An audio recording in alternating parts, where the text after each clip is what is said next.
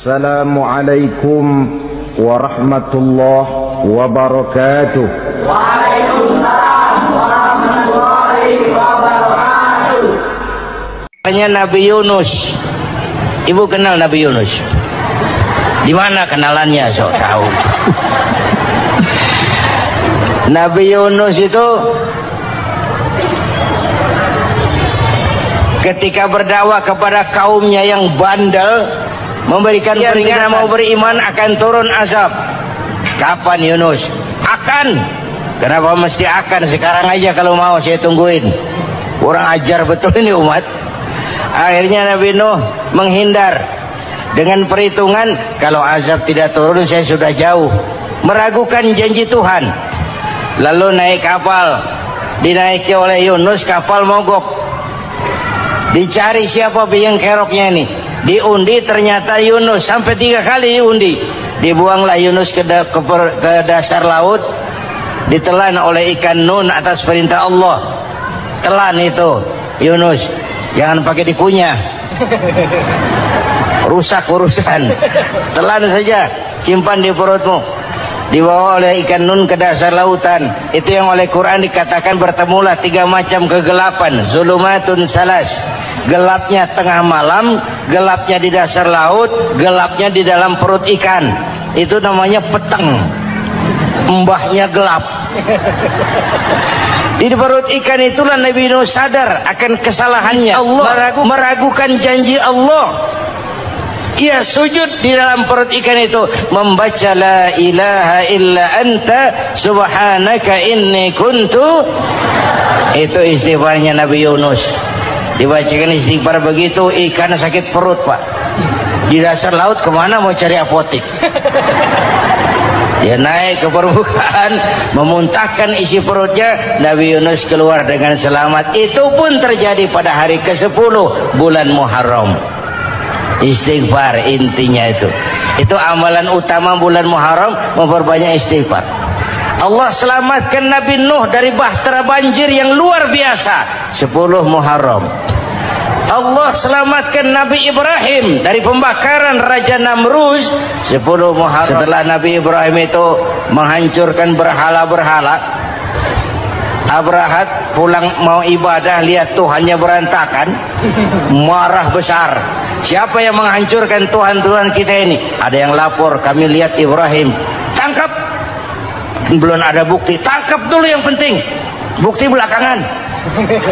Tangkap. Wah, dikerahkanlah aparat. Tangkap Nabi Ibrahim. Disidang langsung oleh Abrahat, oleh Namrud maksud saya. Ibrahim, kau yang menghancurkan berhala-berhala kami ini, Tuhan-Tuhan kami. Siapa bilang? Ada yang lapor. Saya dengar nggak semua berhala itu hancur. Ada yang paling besar, angkat tangan, saya lihat ada kampak di tangannya. Barangkali yang besar itu iseng tuh, yang kecil-kecil dikampakin. Tanya aja sama dia. Kamu gila? Kenapa? Masa kami disuruh nanya berhala? Gak bisa jawab, apa disembah? Lebih gila mana sih? Tahu gak bisa jawab kenapa disembah? Kurang ajar kamu Ibrahim. Bakar. Dibakar. Ketika Ibrahim dilempar ke kobaran api yang menggunung, Allah perintah api, ya naru kuni bardan wa salaman ala Ibrahim. Hai api, dinginlah sampean. Api Madura waktu itu Pak.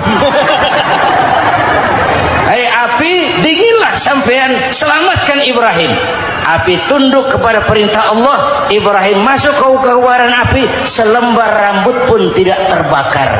Kenapa? Apinya tunduk kepada perintah Allah.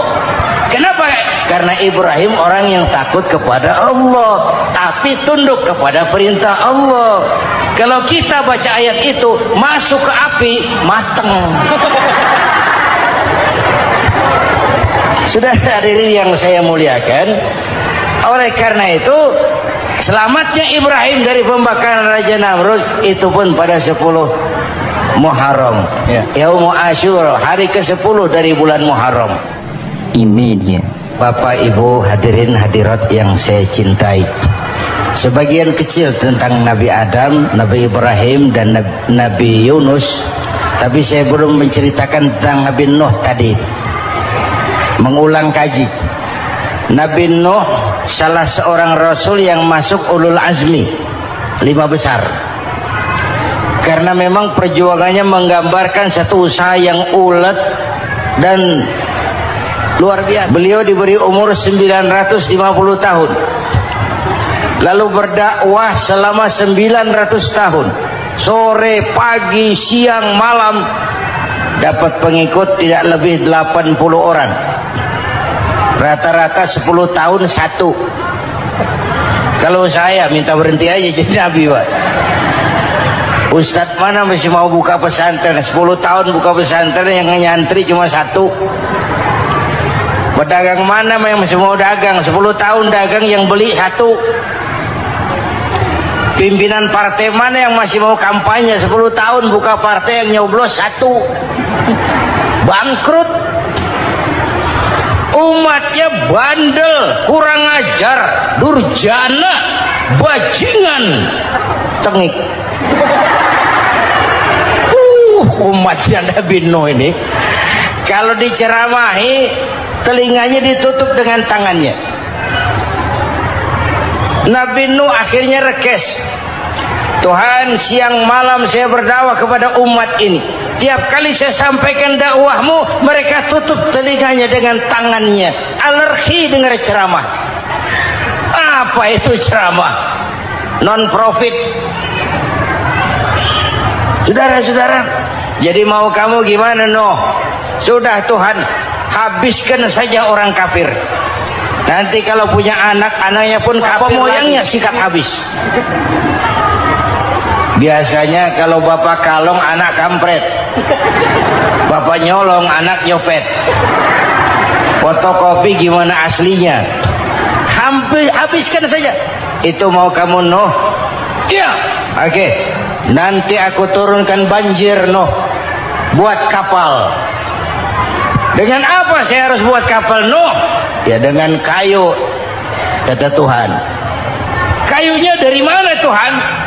Ya dari pohon, Nuh. Pohonnya belum ada, Tuhan. Ya tanam dulu, Nuh. Bikin kapal, kayunya nanam pohon. Apa artinya? Perjuangan perlu kesabaran. Sukses itu ada prosesnya. Nggak bisa simsalabim abracadabra lalu kita mau sukses. Semua ada prosesnya. Walaupun kenyataannya begitu. Sukses banyak bapaknya, gagal itu yatim. Kalau kita sukses banyak yang ngakuin. Yang baru ketemu pakai manggil encing. Ketemu baru, tapi sukses banyak bapaknya. Gagal yatim, gak ada yang mau ngakuin kalau kita gagal itu. Udah bikin kapal dengan kayu di tengah kampung, bikin kapal ini. Bayangkan di tengah kampung bikin kapal, orang kafir makin menjadi-jadi. Lihat Nuh, kenapa? Makin sarap. Bikin kapal di tengah kampung, mau belayar kemana? Tuh lihat, kalau orang nggak tahu tujuan, mountain setengah jalan. Proses yang dinilai bukan finalnya. Ya kayak gitu kesimpulannya. Saya enaknya sendiri. Bikin kapal. Kapal mendekati selesai. Ini orang kafir rame-rame datang ke kapal Nuh. Mau apa? Buang najis. Sakit perut, berangkat ke kapal Nabi Nuh. Nongkrong. Dapat 2-3 tumpuk, pulang. Lantai kapal dengan najis manusia. Inilah perjuangan. Bukan jalan raya lurus bertabur bunga di kanan kirinya. Banyak unah rendu, caci maki, antipat, segala macam. Nuh. Ada orang tua dasar kafir, kurang ajar, sudah stroke berangkat juga ke kapal Nuh. Mau buang najis, pincang-pincang digotong orang. Selesai buang najis, dia bangun mau pulang, pegangan tiang kapal terpeleset, jatuh di atas tumpukan najis. Terjadi keajaiban, yang struknya sembuh, lumpuhnya hilang, berangkat digotong-gotong pulang jalan gagah sekali. Tapi orang kampungnya heran, ente sudah sembuh? Sudah. Berobat di mana? Kok begitu paten? Di kapal Nuh. Masih banyak.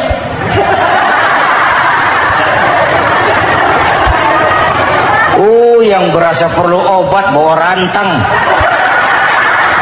ambil bersih lagi geladak kapal itu. Sudah selesai Nuh? Selesai.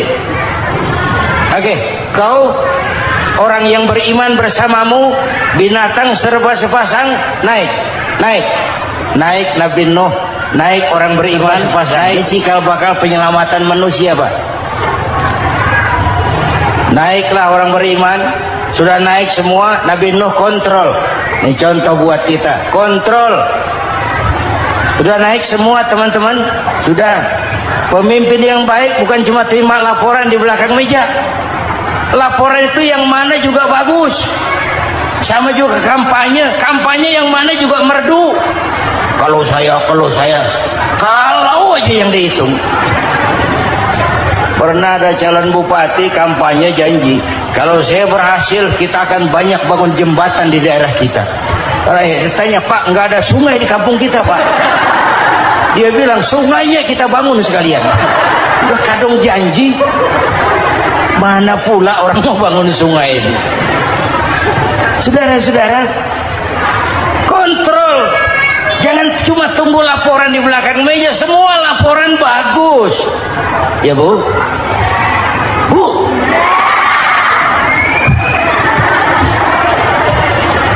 Nabi Nuh kontrol. Sudah naik semua? Sudah Nuh. Pulan bin Pulan naik Nuh. Paimin bin Tukijo naik. Kami lihat naik. Ada orang Jawa juga kayaknya. Sudah kontrol. Kanan anak saya ikut nggak naik kapal? Kami tidak lihat itu Nuh. Kanan. Ini potret. Bapaknya aktif ke masjid, ibunya rajin ke majelis taklim, anaknya keleleran kemana-mana. Bukan di sini, di Prancis. Udah di sini insya Allah sama.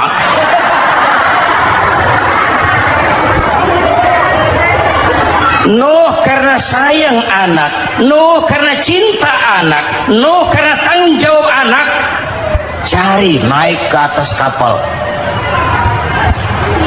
Lihat Kanan anak saya? Nggak lihat Nuh. Turun ke ruang bawah, periksa lagi. Mang, ayah Kanan di dia. Jamaah Tasik nih rupanya di sana. Ke ayah Mang. Ayah ke mana ya budak ini? Turun ke bawah Kanan tuh. Orang nano orang ketok. Rombongan Jawa Tengah. Naik ke atas buritan. Dari buritan kelihatan ternyata Kanan tidak ikut naik kapal, kumpul di darat bersama orang kafir. Ini potret kita sekarang. Kumpul sama orang kafir, hanyut anak-anak kita, ditelan budayanya orang kafir, ditelan tradisinya orang kafir, ditelan pergaulannya orang kafir. Nuh karena sayang anak dari atas manggil. Dalam Quran dijelaskan itu. Karena Nabi Nuh di atas, Kanan di bawah, teriak, ya bunayyarkam ma'ana. Begitu dalam Quran di ayatnya. Cuma ini pakai gaya memanggil supaya kelihatan ke gambar, kira-kira Nuh manggilnya begitu. Ini namanya gaya dakwah, Pak. Kalau ceritanya datar nggak menarik. Maka Nuh memanggil Kanan, ya bunayyarkam ma'ana. Kata yang dengar,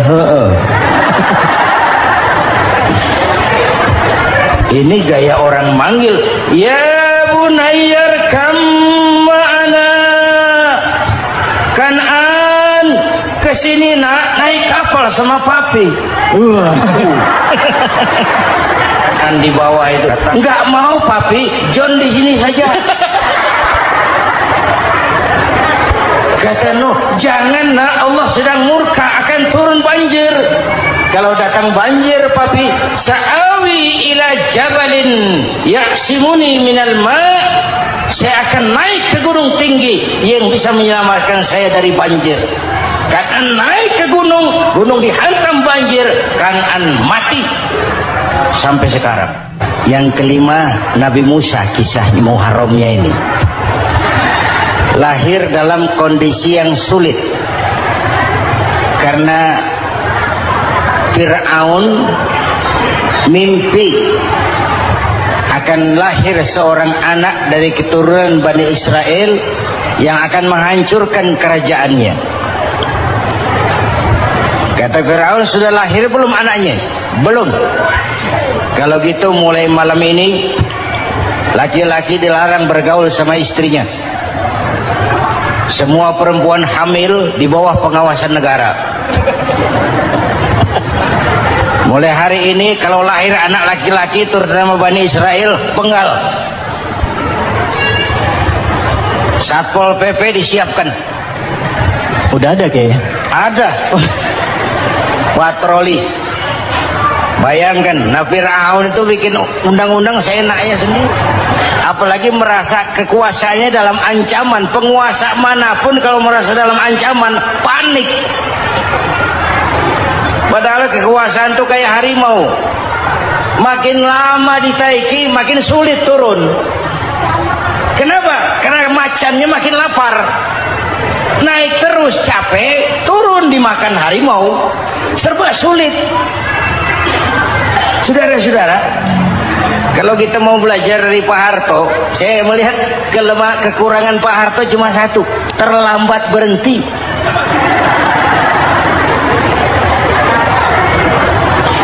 Terlambat berhenti. Di sekelilinginya banyak tukang-tukang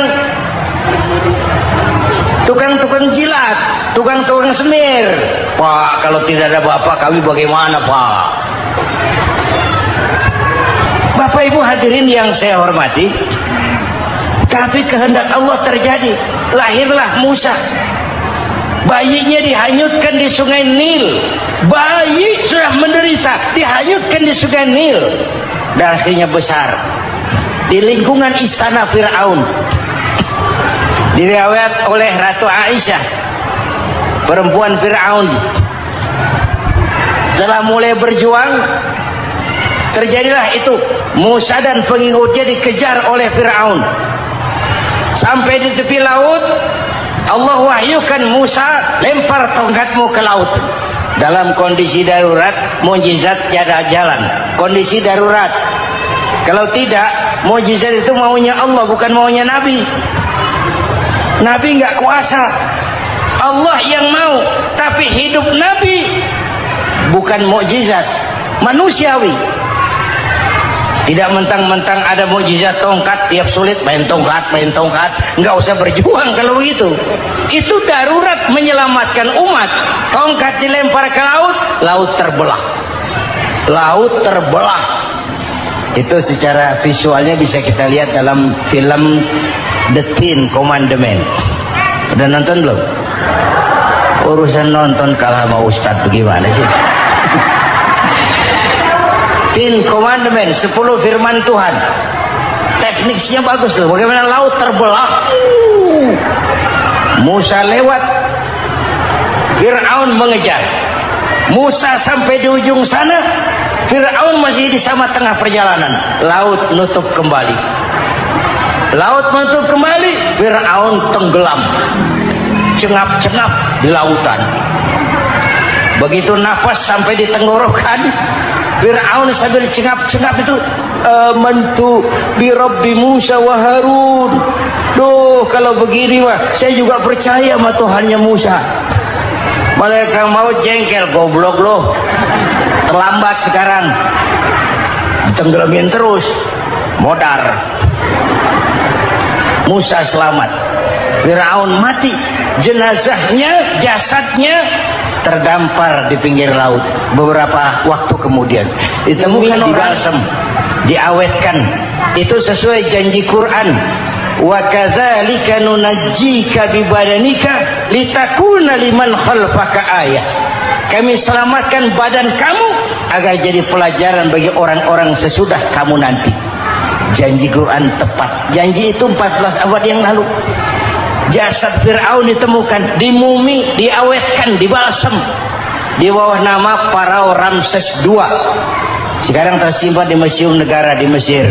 Kapan-kapan nanti ibu main ke Mesir, mampir. Naik ojek paling berapa itu? Oh, orangnya tinggi, hidungnya mancung, pokoknya pantaslah jadi Firaun. Selamatnya Musa di kejaran Firaun di ujung sana itu terjadi pada hari ke-10 bulan Muharram, yang oleh orang Nasrani diperingati dengan hari raya Paskah. Mereka melaksanakan puasa, mensyukuri nikmat keselamatan dari kejaran Fir'aun. Makanya kalau kita ikut puasa di bulan Muharram bukan mengikuti syariatnya Nasrani, salah. Karena Nabi mengajarkan, itu sumbernya. Bukan ikutan sama ibadahnya Israel. Tapi memang agama ini kan merupakan mata rantai. Datang Rasul baru melengkapi Rasul sebelumnya, datang Rasul baru melengkapi Rasul sebelumnya. Mata rantai yang berkaitan. Setelah Muhammad selesai, selesailah tugas Nabi dan Rasul. Selesailah misi Nabi dan Rasul. Tidak ada Nabi lagi sesudah Nabi Muhammad. Itu harga mati, titik. Gak ada kompromi. Siapapun sekarang ini datang ngaku jadi Nabi, wajib tidak percaya. Wajib tidak percaya. Tapi kaitannya memang kita bilang Nasrani, orang bahasa Arab, bahasa Ibraninya Nazaret, Nasiroh, Nazaret. Itu beda dialek. Kita Daud, dia David.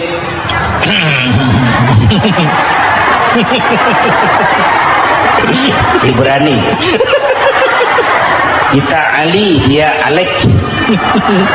Kita Sulaiman, dia Solomon. Kita Camat, dia Comot. Ini yang ngomong ini comot semua. Ini dia. Bapak dan Ibu jamaah yang saya cintai, pertanyaan pertama, hijrah qalbiyah. Ada hijrah badaniyah, hijrah fisik yang dilakukan Nabi dan sahabat dari Mekah ke Madinah.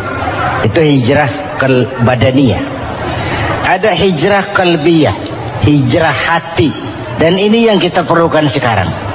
Karena refleksinya akan membias kepada alur kehidupan. Kalau hati kita mau berhijrah, fisik akan ngikuti. Hijrah dari tempat, dari malas ibadah menjadi rajin ibadah. Hijrah dari maksiat kepada yang ma'ruf, dari berpecah belah menjadi bersatu. Hijrah seperti itu yang sangat kita perlukan. Apalagi masyarakat ini paternalistik. Kita harus hijrah mental sekarang ini. Maka yang disampaikan tadi benar. Seorang ketua MK siap mengundurkan diri kalau terbukti anak buahnya terlibat suap.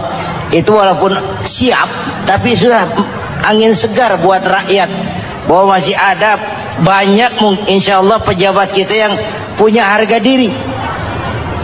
Walaupun ada juga pejabat kita yang muka tembok, kulit badak, kuping kebo. Muka tembok, kulit badak, kuping kebo. Biasanya kalau kereta api tabrakan di negara-negara maju, Menteri Perhubungannya mundur. Di kita petugas palang pintu dipecat. Jauh sekali menteri sama petugas palang pintu. Benar diadili yang krocok-krocok, kopral-kopral itu. Padahal hadisnya jelas, ar-rashi wal murtashi finnar. Yang nyuap dan yang nerima suap dua-duanya neraka. Kasus potret belakangan ini, yang nerima suap, yang diuber, yang nyuap aman, yang nyuap aman, yang korupsi pajak dikecil-kecilin, yang ngemplang pajak aman. Padahal ngemplang pajaknya triliunan, padahal dia sudah dikasih fasilitas oleh negara mengelola sumber daya alam negara yang artinya milik rakyat. Dia harus bayar pajak, uang pajaknya itu dikumpulkan bagi sebesar-besar kemakmuran rakyat. Itu tindakan merugikan rakyat. Karena itu betul, saya setuju hijrah qalbi yang perlu kita lakukan sekarang. Hijrah hati. Kita ini bangsa Indonesia seperti timnas. Timnas sekarang anak-anak muda sudah berani pakai baju PSSI. Iya. Kenapa? Menang. Coba kalau kalah terus, nanti menang. Tapi bangsa Indonesia itu memang seperti timnas. Namanya kesebelasan. 11 orang. Walaupun ada pemain bintang ya ada presiden, gubernur, menteri, itu bintang-bintang. Tapi bintang baru ada artinya kalau dibantu 10 pemain yang lain. Cristiano Ronaldo. Siapa itu? Penyerang tengah Real Madrid. Bintang. Lionel Messi. Siapa lagi itu? Barcelona. Bercelana.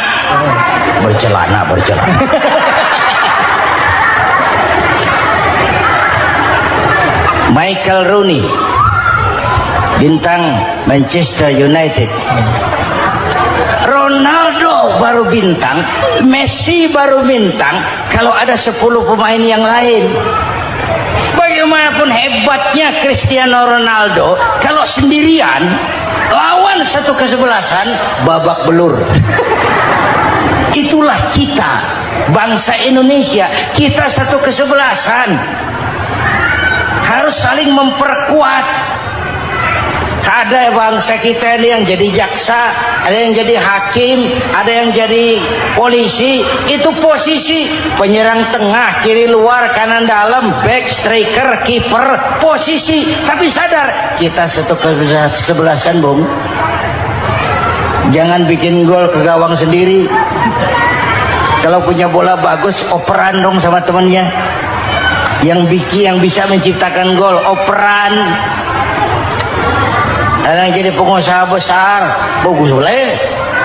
Punya untung besar, operan. Kasih masjid, kasih pesantren, operan. Ini kesebelasan kita kalau punya bola pelitnya setengah mati, Pak. Nggak mau ngoper. Bawa sendiri, mending bikin gol. Enggak. Kita ini satu kesebelasan. Satu sama lain harus saling memperkuat. Bahwa ada penyerang tengah kiri itu si posisi. Tapi kalau memang peluang memungkinkan, ayo dong operan. Saya iri sama kesebelasan Nasrani di Indonesia. Mereka kalau punya bola operannya cakep. Gereja cepat selesai, rumah sakit Kristen cepat selesai. Kenapa? Operannya bagus. Kita ini kalau punya bola bawa sendiri, nggak mau ngoper, maka masjid nggak selesai-selesai, madrasah banyak yang bocor, rumah sakit Islam kalah bersaing. Kenapa? Operannya berat. Yuk menyadari kita ini timnas, satu kesebelasan. Jangan menjegal kawan seiring, kawan sendiri dijegal. Sudah musuh terlalu kuat, gawang sendiri dijebol. Akhirnya terbalik kita ini. Ujian terberat telah diberikan Allah kepada para anbiya, kemudian para aulia, kemudian para ulama. Summal amsal fal amsal, ke bawah dan ke bawah, diuji setiap orang menurut kekuatannya berpegang kepada agama. Kalau kata anak Melayu bilang, kalau takut dengan ombak, jangan berumah di tepi pantai. Kalau takut diterjang ombak, jangan berumah di tepi pantai. Kata ibu tadi, mau jadi pohon tinggi harus berani ketiup angin. Makin tinggi pohonnya, makin keras anginnya. Takut angin, jangan jadi pohon tinggi, jadilah rumput. Nggak ditiup angin, tapi diinjak kebo. Apa yang nggak ada resikonya? Iya. Apa yang nggak ada resikonya? Semua nabi. Ada yang dihantam kekuasaan yang arogansi. Ibrahim berhadapan dengan Abrahat, Namrud. Musa berhadapan dengan Fir'aun. Ada yang diuji dengan berhadapan umat yang sangat kurang ajar. Ada yang diuji dengan gosip yang dahsyat. Digosipi sama Zulaikha itu. Nabi Yusuf. Nabi Yusuf.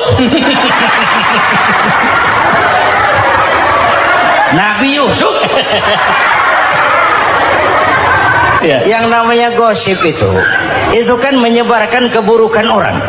Kalau benar saja hukumnya ghibah. Ya. Kalau salah hukumnya fitnah. Fitnah lebih bahaya dari pembunuhan. Benarnya ghibah, salahnya fitnah. Saudara hadirin yang saya hormati, jadi resiko itu biasa. Tidak ada yang tanpa resiko. Kalau berani, kalau takut ombak, jangan berumah di tepi pantai. Tinggal bagaimana kita menyikapinya. Kalau kita dewasa, ini bagian ibadah saya kurang. Mungkin karena dia omongin orang, tambah pahala saya. Mungkin karena dia omongin orang, tambah pahala saya. Maka saya ngadepi gosip sepatah pun saya nggak ngomong. Saya cicing. Saya percaya masyarakat itu punya filter. Amin. Saya percaya Tuhan itu. Pada pertemuan terdahulu sudah kita bicarakan bahwa orang yang menjalankan ibadah Ramadan dengan baik, dalam arti siang dia laksanakan ibadah puasa, sementara dia hidupkan malam-malam Ramadan dengan sholat tarawih, i'tikaf, tadarus Al-Quran dan sebagainya. Orang yang semacam itu keluar dari Ramadan dijanjikan oleh Allah, ghufira lahu ma taqaddama min zambihi, diampunkan segala dosa yang pernah dia kerjakan. Sehingga ia keluar dari bulan Ramadan seperti bayi baru dilahirkan oleh ibunya, bersih, tidak punya dosa kepada Allah lantaran sudah dibersihkan oleh ibadah Ramadan. Jadi dalam Islam dosa itu ditebus dengan taubat, dengan amalan kita sendiri, bukan dengan uang, tidak juga dengan beras. Saya percaya kalau dosa bisa ditebus dengan beras misalnya, barangkali Menteri Pertanian akan lebih dulu masuk surga. Kalau dosa bisa ditebus dengan uang, mungkin gubernur bank sentral atau para menteri keuangan akan menjadi penghuni surga nomor 1. Dalam Islam dosa ditebus dengan taubat kepada Allah. Orang yang melaksanakan ibadah dengan baik di bulan Ramadan, keluar Ramadan masuk 1 Syawal seperti bayi baru dilahirkan oleh ibunya. Pantas dia mengucapkan minal aidin, semoga kami termasuk orang yang kembali kepada fitrah, suci, bersih. Dia rayakan hari itu, hari di mana dia kembali kepada kesucian. Itulah hakikat daripada Idul Fitri. Dengan kata lain, Idul Fitri ini tidak bisa dilepaskan kaitannya dengan ibadah Ramadan. Hanya oleh karena kita melaksanakan ibadah Ramadan, maka kita rayakan Idul Fitri. Dengan bahasa yang lebih langsung, sebenarnya yang berhak merayakan Idul Fitri mereka yang mengisi Ramadan dengan kegiatan ibadah. Saudara-saudara kaum muslimin yang berbahagia, lalu bagaimana prosesnya?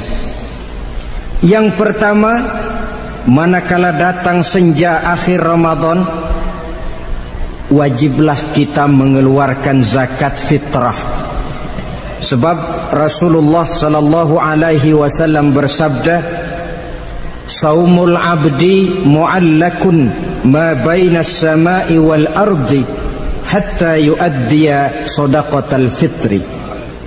Sesungguhnya puasa seorang hamba bergantung antara langit dan bumi, yakni belum diterima oleh Allah sampai dia mengeluarkan zakat fitrahnya. Memang boleh mengeluarkan zakat fitrah itu sejak awal Ramadan. Itu waktu yang dibolehkan. Jadi saudara tidak mau sibuk begitu 2 hari puasa lalu bayar zakat fitrah, boleh. Tetapi waktu yang wajib sejak terbenam matahari akhir Ramadan. Waktu yang terbaik untuk membayar zakat fitrah selesai sholat subuh sebelum orang berangkat melaksanakan sholat Idul Fitri. Waktu yang makruh setelah orang selesai sholat Idul Fitri lalu baru bayar zakat fitrah, makruh di situ. Sedangkan waktu yang haram apabila matahari terbenam pada hari raya tanggal 1 Syawal baru mau bayar zakat fitrah, sudah haram hukumnya. Jadi diawali dengan membayar zakat fitrah, dan ini merupakan realisasi daripada latihan puasa, cinta kepada fakir miskin. Orang bilang kan bulan Ramadan itu katanya bulan latihan. Kata orang Jawa, month of training, bulan latihan. Apa sih perlunya latihan? Kalau PSSI masuk latihan, tentu keluar latihan mainannya makin bagus. Elias Pikal masuk latihan, keluar latihan gaya tinjunya makin hebat. Itu perlunya latihan. Kalau latihan tiap hari tapi main kalah terus, orang kan bilang buat apa latihan kalau main kalah terus. Kita muslimin selama Ramadan sebulan penuh masuk latihan. Latihan sabar, latihan jujur, latihan disiplin, latihan sederhana, latihan mengendalikan nafsu. Berhasil atau tidaknya latihan itu kelihatan dalam gaya hidup kita sesudah keluar Ramadan. Kalau tidak, Ramadan sabar, habis Ramadan habis sabarnya. Ramadan rajin ke masjid, selesai Ramadan selesai ke masjidnya. Ramadan rajin baca Quran, selesai Ramadan selesai rajinnya. Itu pertanda latihan tidak berhasil.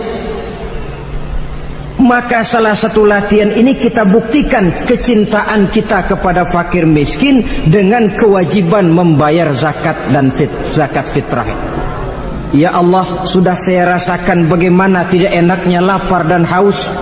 Sudah saya rasakan bagaimana tidak enaknya penderitaan orang-orang fakir dan miskin yang tiap hari kelaparan dan kehausan. Sebagai pertanda, ya Allah, saya keluarkan zakat fitrah ini untuk orang-orang fakir dan miskin. Itu kita keluarkan pada saat matahari akhir Ramadan terbenam. Masuk malam pertama bulan Syawal, malam takbiran kalau istilah di kampung kita ini. Allah Subhanahu wa taala dalam Al-Qur'an menjelaskan, walitukmilul iddata, hendaklah engkau sempurnakan jumlah bilangan hari puasamu, berpuasa sebulan penuh, 30 hari atau lebih sering 29. Bila sudah sempurna hari puasa itu, walitukabbirullah, hendaklah engkau agungkan Allah, hendaklah engkau bertakbir. Oleh karena itu disunahkan menghidupkan malam 1 Syawal, malam hari raya Idul Fitri itu dengan memperbanyak takbir. Sejak matahari terbenam selesai sholat maghrib, kita kumandangkanlah kalimat takbir itu dari rumah ke rumah, dari surau ke surau, dari masjid ke masjid, dari kampung ke kampung, pertanda rasa syukur kita yang tiada terhingga kehadirat Allah Subhanahu wa taala, Tuhan yang Maha Esa dan Maha Kuasa. Entah kenapa bila matahari akhir Ramadan terbenam, datang malam 1 Syawal, berubah perasaan kita. Sedih menjadi gembira, sukar menjadi mudah, hati yang tadinya digenangi air kebencian berubah menjadi hati yang penuh dengan cinta kasih kepada sesama. Kumandang takbir bagi orang-orang yang hidup tinggal di rantau, mengingatkan dia kepada kampung halamannya. Terkenang dia sungai tempat dia mandi, lapangan tempat dia bermain. Oi, kampuang nan jauh di mato, katanya. Sehingga orang-orang yang tinggal di tanah rantau diusahakannya benar supaya bisa berlebaran pulang mudik katanya, nak berkumpul dengan sanak keluarganya supaya lebih mudah bersilaturahmi sambil mengenang masa-masa lalu di kampung halaman. Jadi setelah zakat fitrah kita tunaikan, sambutlah malam Idul Fitri itu dengan memperbanyak takbir. Ini disunahkan, menghidupkan malam lebaran dengan memperbanyak takbir, bukan memperbanyak bakar petasan. Itu kan pekerjaan mubazir, dan mubazir itu jelas perbuatan setan. Ada yang bilang katanya bakar petasan itu nambah syiar. Syiar macam mana datang dari petasan? Sebagian lagi berjaga-jaga juga, tapi bukan dengan memperbanyak takbir. Bergadang-gadang di pinggir jalan, ngebut dengan kendaraan aneka warna. Tidak itu yang diajarkan agama. Berkumpul kita di surau, berkumpul kita di masjid, paling kurang berkumpul di rumah dengan keluarga, ramai-ramailah kita bertakbir, memanjatkan puji dan syukur kepada Allah. Ya Allah, kalau tidak lantaran petunjuk-Mu, sulit rasanya melaksanakan perjuangan yang berat sebulan penuh ini, melatih diri, membina takwa, mengharap ridha. Dengan lapar melilit perut, dengan haus mencekik kerongkongan, bersyukur kami kepadamu ya Allah. Dan sebagai pertanda kami kumandangkan kalimat takbir, memuji keagungan dan kebesaran-Mu. Allahu Akbar, Allahu Akbar, Allahu Akbar, walillahil hamd.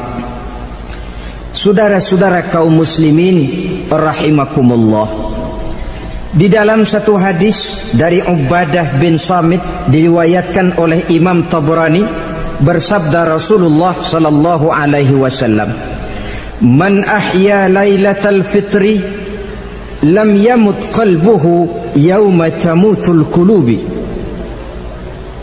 Barang siapa yang menghidupkan malam Idul Fitri, maka hatinya itu tidak akan pernah mati pada saat hati-hati orang lain menjadi mati. Kita yang paling khawatir dalam hidup ini, pada saat hati kita sudah mati selagi jasad masih hidup, menjadilah kita bangkai berjalan dalam pandangan Allah. Badan hidup tapi hati mati, bangkai berjalan dalam pandangan Allah. Jadi ini hakikat merayakan Idul Fitri. Puasa Ramadan sebulan penuh, malamnya ibadah, menunaikan zakat fitrah, lalu malamnya menghidupkan malam dengan takbiran. Yang terjadi kan kita lihat adat yang dibesarkan, ibadat ditinggal. Puasa tidak, tarawih apalagi, lebaran kurang seminggu sudah lebih sibuk dia daripada yang puasa. Ke pasar kayaknya pasar mau dibeli semua. Rumah pun dicat, dikapur, baju diperbarui. Itu kan kulit. Memang lebih bagus kalau kulitnya baik, isinya pun baik. Tapi yang lebih penting daripada sekedar kulit adalah isi. Hakikat merayakan Idul Fitri kembali kepada kesucian. Kita bersih, tidak punya dosa kepada Allah. Itu kita rayakan. Dengan apa? Nah, oleh seorang ulama, Al-Imam Zakiyuddin Abdul Azim bin Abdul Quwa Al-Munziri, diberikan contoh bagaimana Rasulullah sallallahu alaihi wasallam itu merayakan Idul Fitri. Beliau berkata, yuhibbu sallallahu alaihi wasallam ayyuqabilal 'ida bil bisri was surur. Rasulullah sallallahu alaihi wasallam cinta, senang menyambut Idul Fitri bil bisri was surur, dengan muka gembira dan dengan sikap sukacita. Jadi merayakan Idul Fitri bil bisri was surur, muka menunjukkan kegembiraan. Kenapa gembira?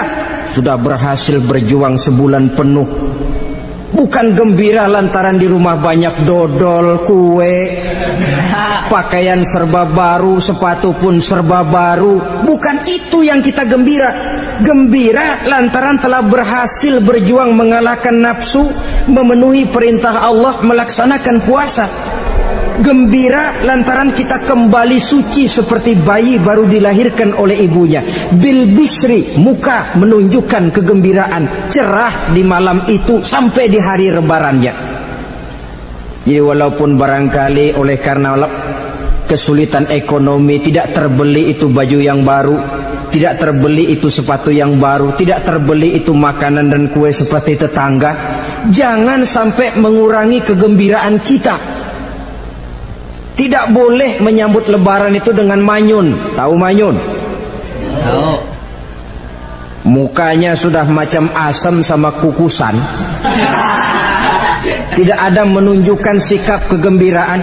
Nabi menghadapi hari itu bil bisri wasurur, dengan muka cerah dan dengan sikap gembira. Tapi gembira dalam arti tetap pada jalur kontrol. Lalu apa lagi? Wattaubatu lillahi ta'ala, dengan tetap melaksanakan taubat kepada Allah. Wan nadam 'alal khataya, menyesal terhadap segala kesalahan yang pernah dikerjakan. Itu yang dilakukan baginda Nabi di hari raya. Wa masalihatil khusum, memperbaiki orang-orang yang bermusuhan. Wal akhzi binasiril mazlum, menolong orang-orang yang teraniaya. Wasillatil arham, melaksanakan silaturahmi. Wal ihsan ilal fuqara, berbuat kebaikan kepada kaum fakir miskin. Wa ziyaratil aqarib, menziarahi, mengunjungi kaum kerabat. Itu hakikat di dalam melaksanakan Idul Fitri.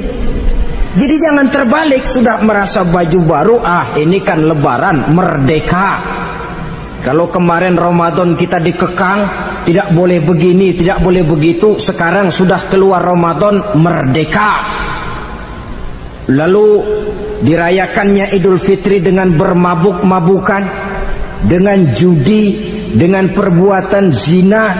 Itu sama saja dengan baju baru habis dicuci sudah diceburin lagi ke dalam comberan. Ini kan ibarat baju masuk Ramadan dicuci sebersih-bersihnya. Keluar Ramadan masuk lebaran, tetaplah berusaha menjaga kebersihan itu.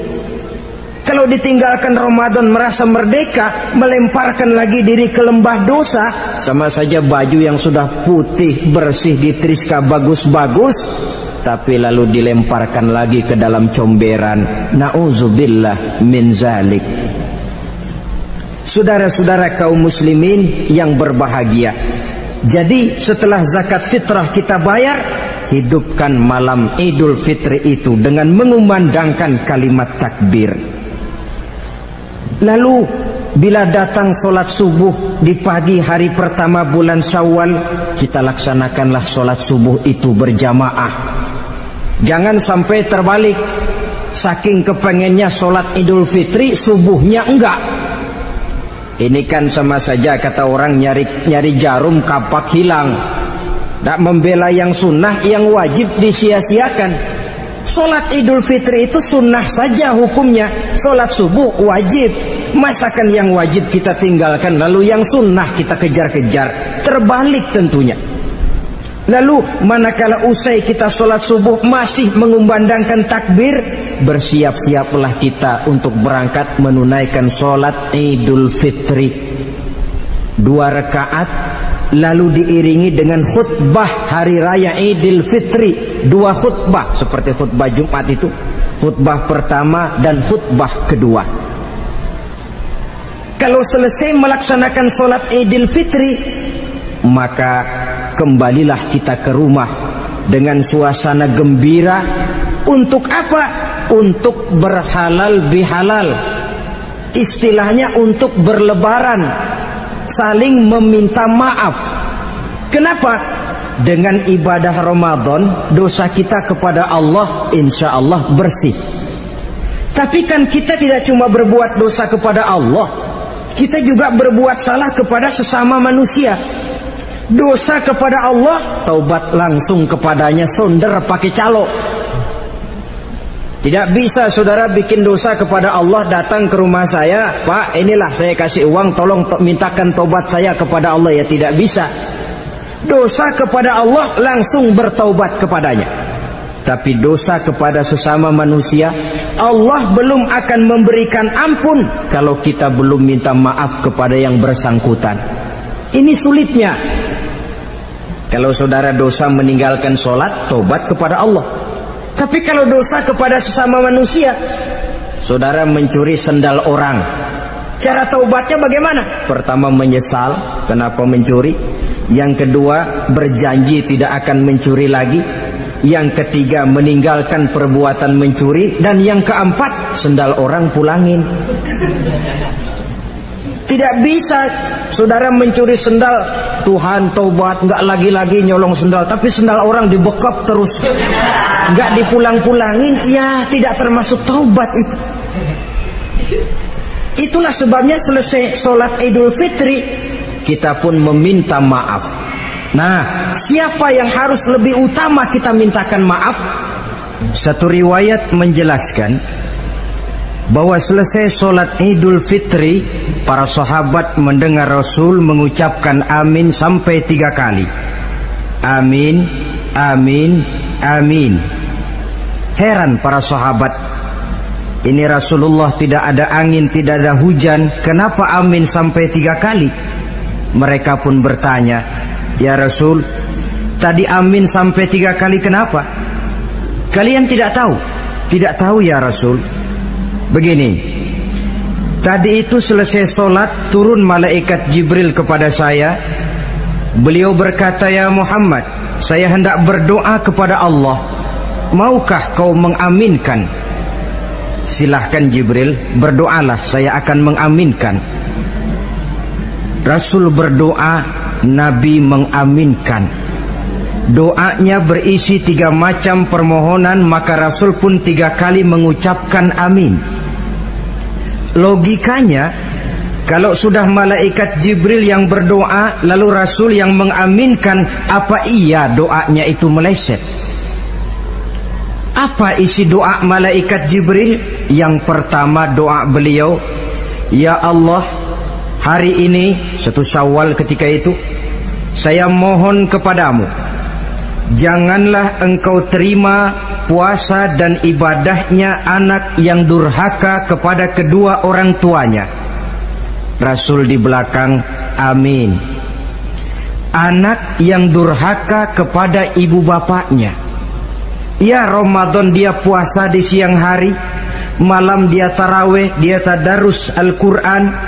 Kalau sudah durhaka kepada ibu bapaknya, ibadahnya didoakan oleh malaikat Jibril, diaminkan oleh Rasul agar tidak diterima oleh Allah Subhanahu wa ta'ala. Sebab itu manakala usai sholat Idul Fitri, pulang kita ke rumah, bersimpuhlah kepada ibu bapak, meminta maafnya, meminta ridhonya. Ibu kita yang telah mengandungkan kita, melahirkan kita antara pilihan hidup dan mati. Bapak yang pergi pagi pulang sore, peras keringat banting tulang untuk mendidik dan membesarkan kita. Demi setelah kita yang anak ini jadi orang, kadang-kadang lupa kacang akan kulitnya. Bagaimanapun tinggi status sosial seorang anak, bagaimanapun banyak gelar di sandangnya, bagaimanapun kayanya dia, kalau sudah durhaka kepada kedua orang tuanya, alamat hidup tidak akan memperoleh keberkahan. Doa malaikat Jibril yang kedua, ya Allah, hari ini saya mohon kepadamu, jangan engkau terima puasa dan ibadahnya suami istri yang tidak saling memaafkan. Sebab itu seorang suami, seorang istri selesai turun sholat Idul Fitri, hendaklah berlapang dada si suami memaafkan istrinya, meridhokannya. Si istri pun bersimpuh meminta maaf dan ridho suaminya. Istri yang durhaka kepada suaminya, Sebab itu tidak heran kalau Rasul dalam satu hadis pernah menjelaskan, ayyumam ra'atin matat wa zawjuha anha radin illa dakhalatil jannah. Kalau ada seorang perempuan meninggal dunia, suaminya ridho kepadanya, itu perempuan akan masuk surga. Ini artinya kalau seorang perempuan meninggal, suaminya tidak ridho kepadanya, biar dia tukang sholat, biar dia ahli puasa, biar dia hadir di majelis taklim manapun, meninggal tidak diridhoi suaminya, pintu surga belum dibukakan sampai suaminya ridho kepadanya. Saudara kaum muslimin rahimakumullah, harta adalah amanat dan akan kita pertanggungjawabkan. Allah melebihkan rizki sebagian kita dari yang lain agar kita saling tolong menolong, bantu membantu. Nabi janjikan, siapa yang meringankan beban saudaranya muslim di dunia, Allah akan meringankan bebannya di akhirat nanti. Sebuah jaminan dari baginda Nabi. Si orang yang kita bantu barangkali tidak bisa membalas, Allah yang akan membalas lewat jalan lain yang tidak pernah kita sangka-sangka. Selalu berusaha menyimpan sesuatu yang bisa membawa manfaat, baik untuk dirinya, untuk anak cucunya, maupun untuk keluarganya, untuk masa kini dan masa depannya. Kadang simpanan itu berbentuk uang, kadang berupa tanah, lain saat berbentuk pabrik, dan lain sebagainya. Sementara masa depan yang paling pasti adalah akhirat. Jika untuk masa depan dunia kita rela memeras keringat, membanting tulang, pergi pagi dan pulang petang, menyimpan uang, menyimpan tanah, menyimpan pabrik, pernahkah kita merenung jika satu saat kiamat datang, kita dibangkitkan dari kubur masing-masing, berdiri di padang mahsyar untuk mempertanggungjawabkan seluruh kegiatan hidup kita di dunia ini, lalu kita akan menuju ke alam akhirat. Sudahkah kita mempunyai simpanan untuk akhirat kita? Pada pertemuan kali ini saya ingin menyampaikan sebuah hadis di mana Rasulullah sallallahu alaihi wasallam bersabda, arba'un min kanzil jannah. Simpanan surga ada 4 macam. Yang pertama, ikhfa'us shadaqah, menyembunyikan sedekah. Saudara-saudara kaum muslimin, sebagaimana yang kita maklum bahwa Allah Subhanahu wa taala melebihkan sebagian rezeki dari kita terhadap yang lain. Ada yang kaya, ada yang setengah kaya, ada yang miskin, ada yang setengah miskin, dan selanjutnya. Ada yang gajinya kecil tapi penghasilannya gede. Ada yang penghasilannya gede tapi nggak punya gaji. Ada juga yang memang gajinya gede dan penghasilannya gede. Kelebihan rezeki merupakan sunnatullah dan tidak harus membuat kita merasa lebih dari yang lain. Bahkan sebaliknya, kelebihan itu harus membuat kita ringan tangan untuk menolong mereka yang memang memerlukan pertolongan. Kalau saudara diberikan ilmu, maka pertanyaan akhirat cuma satu: ilmumu kau amalkan untuk apa?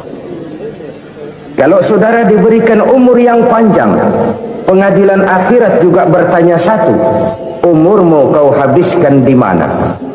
Tapi kalau saudara diberikan harta, pengadilan akhirat akan bertanya dua: hartamu kau dapat dari mana, kau belanjakan kemana? Dari mananya ditanya dan kemananya juga ditanya. Oleh karena kita akan dimintakan pertanggungan jawab, maka amanah yang bernama harta ini harus kita gunakan dengan sebaik-baiknya. Ada penggunaan yang merupakan kewajiban, itu zakat namanya. Ada penggunaan yang sewaktu-waktu, itu infak namanya. Ada yang lebih sewaktu-waktu lagi, dan itu sedekah namanya. Zakat dia terikat oleh haul dan nisab, oleh putaran batas waktu dan ukuran dari harta itu sendiri. Sedangkan infak terikat oleh situasi dan kondisi perekonomian seseorang. Sedangkan sedekah tidak terikat dengan apapun. Dalam kondisi seperti apapun kita bisa melakukan sedekah dengan yang terkecil sekalipun. Sampai-sampai Rasulullah sallallahu alaihi wasallam mengajarkan, la tahqiranna minal ma'rufi syai'an walau an talqa akhaka biwajhin talik. Atau ada hadis, tabassumuka fi wajhi akhika laka sedekah. Senyumanmu kepada temanmu adalah sedekah. Jadi untuk melakukan sedekah tidak harus dalam berbentuk uang. Dengan ilmu kita bisa sedekah, dengan tenaga kita bisa bersedekah, dengan pikiran kita bisa bersedekah, bahkan senyum kepada teman itu pun sedekah. Jadi kalau sedekah dengan uang memang belum punya uang, nyengir aja banyakin. Itu asal pada tempatnya, jangan lalu ketemu tiang listrik cengengesan. Tentu tidak pada tempatnya dan tidak wajar. Nah, sedekah yang paling dicintai Allah adalah sedekah yang disembunyikan. Artinya jauh dari sifat riya. Kan kadang-kadang ada orang sedekah itu disebutkan namanya. Apa tidak bagus? Kalau memang niatnya ikhlas, ya bagus-bagus saja. Untuk memberikan sugesti kepada yang lain. Di Fulan bin Fulan nyumbang sekian, diumumkan. Boleh kalau niatnya untuk memberikan rangsangan kepada yang lain supaya dia menyumbang lebih besar dari orang tadi. Tapi kalau itu mendatangkan riya, maka sedekah yang paling dicintai Allah adalah sedekah yang disembunyikan. Tangan kiri saja tidak tahu apa yang diberikan oleh tangan kanan. Sedekah yang dilakukan dengan ikhlas akan merupakan perbendaharaan surga, tersembunyi dari pandangan orang lain, tidak seorang pun tahu. Karena memang sikap yang baik adalah melupakan kebaikan dan mengingat kesalahan. Itu salah satu ciri orang bahagia. Orang yang selalu mengingat kesalahannya dan berusaha melupakan segala kebaikannya. Kalau dia akan ada kebaikan, dia tidak bisa ikut, dia merasa rugi karena dia merasa belum pernah berbuat baik. Tapi kalau akan melakukan kesalahan baru, dia ingat kesalahan yang sudah-sudah, sehingga terhalang baginya untuk melakukan satu kesalahan baru. Demikianlah saudara-saudara, bahwa Allah melebihkan rezeki sebagian kita dari yang lain agar terjadi tolong-menolong dalam kehidupan ini. Jadi kesenjangan yang nature, kesenjangan yang alami itu sunnatullah. Ada yang kaya, ada yang miskin, ada yang kelas menengah. Nah, kenapa lalu sekarang kita berusaha mengentaskan kemiskinan?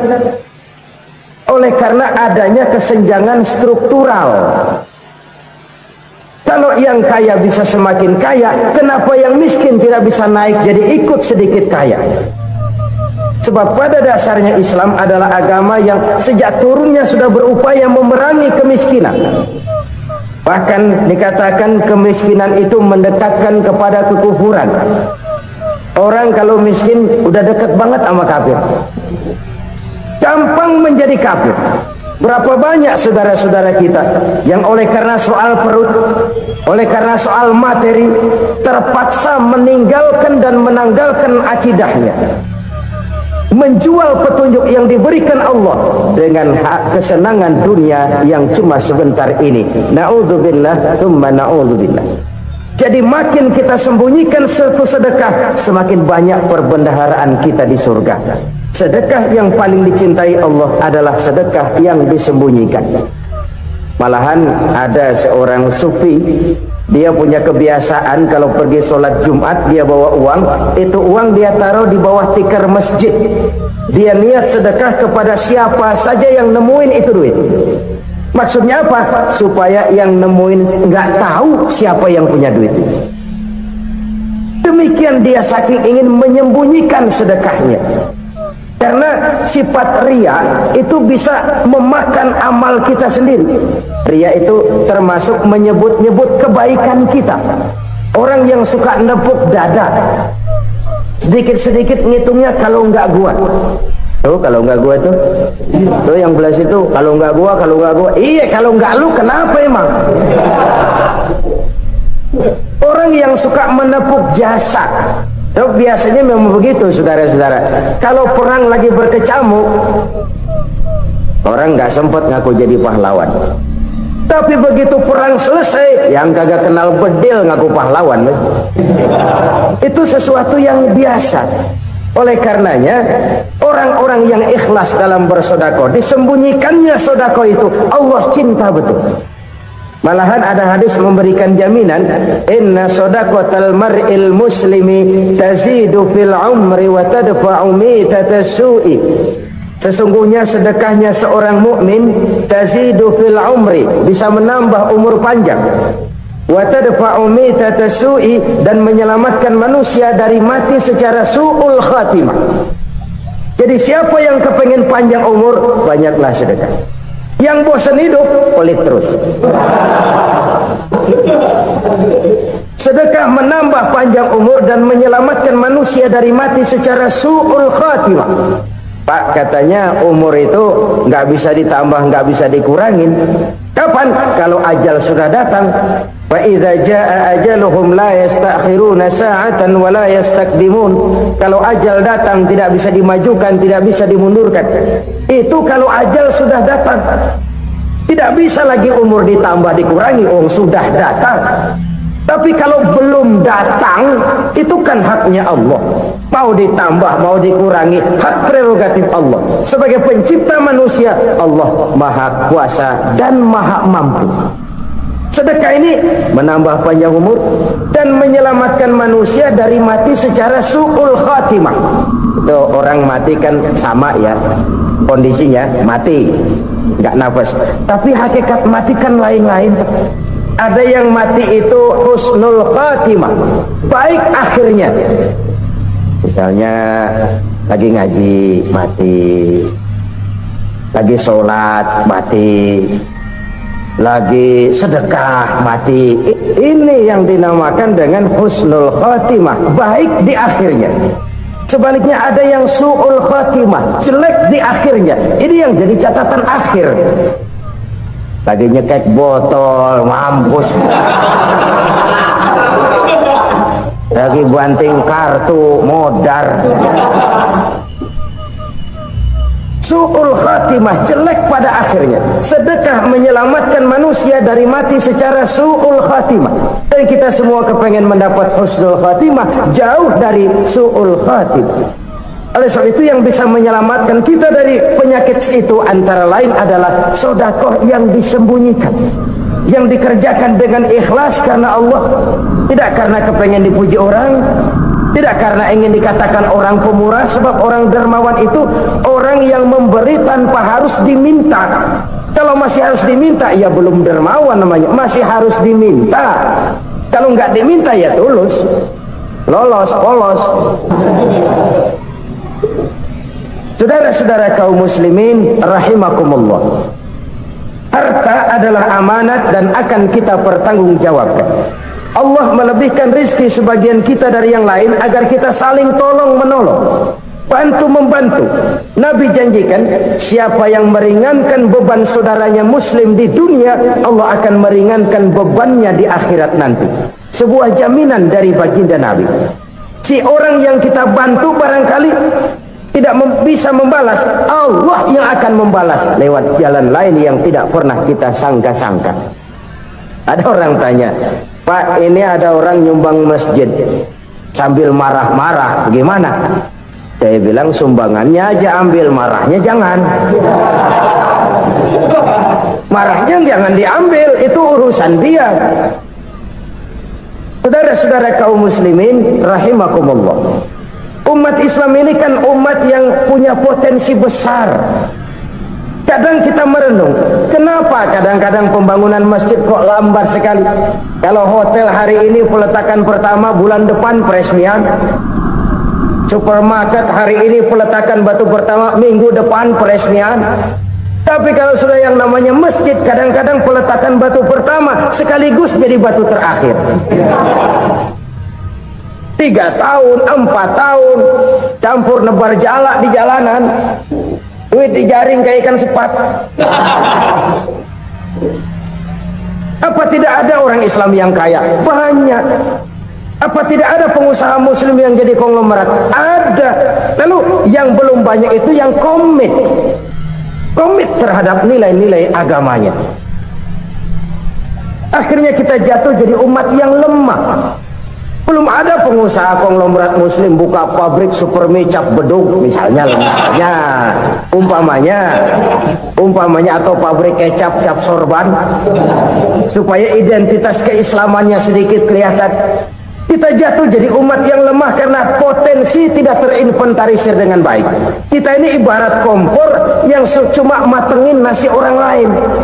Potensi kita dimanfaatkan oleh orang lain. Ukhuwah Islamiyah kita baru terbatas kepada silaturahmi. Ukhuwah di bidang ekonomi kita lemah, ukhuwah di bidang kebudayaan kita lemah, apalagi ukhuwah di bidang politik kita lebih rapuh lagi. Padahal ukhuwah itu adalah totalitas kehidupan manusia, menyangkut ipolek sosbud, memerlukan nilai-nilai ukhuwah. Jadi oleh karena itu mari kita menyadari di dalam harta kita, walaupun kita yang cari pergi pagi pulang sore peras keringat banting tulang, di sana ada harta anak yatim, di sana ada hak masjid, di sana ada hak pesantren, di sana ada hak jihad.